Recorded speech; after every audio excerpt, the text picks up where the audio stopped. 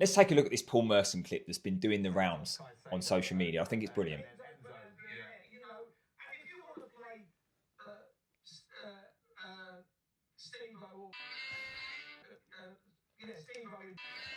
Look, Paul Merson gets his fair share of stick, but in this instance, he's clearly referring to Esteval by his nickname that he obviously calls him on a frequent basis. On the spot, he's just forgotten and he doubles down on it. Look, I think this is brilliant because I think sometimes we forget, right? Whatever we think of these pundits, yeah, and how much they're paid, they're ex-pros. They know their football. They will say some outrageous things, but if you're on TV enough, then of course that's going to happen. You won't agree with everything.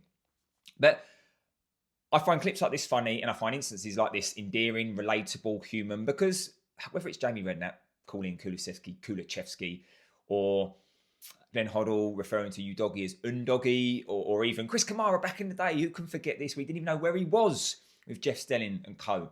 Look, I think there's a time and a place for this human element to punditry, as well as the maybe more polished punditry in terms of ex-players being able to articulate themselves. I love it when Tim Cahill speaks, or Cesc Fabregas.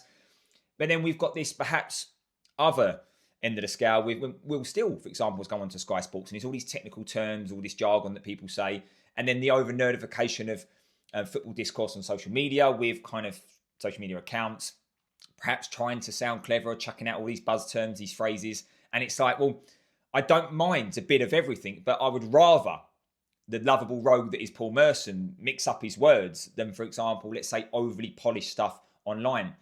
But yeah, as I say, I find things like this funny. I think people are quick to forget that these are actual players, and they're there because of their knowledge of the game, not so much someone's name pronunciation or who someone signed for from this in this year. And yeah, I think we are too caught up in the statistics nowadays of football and forget that they're just talking about the game for how they see it.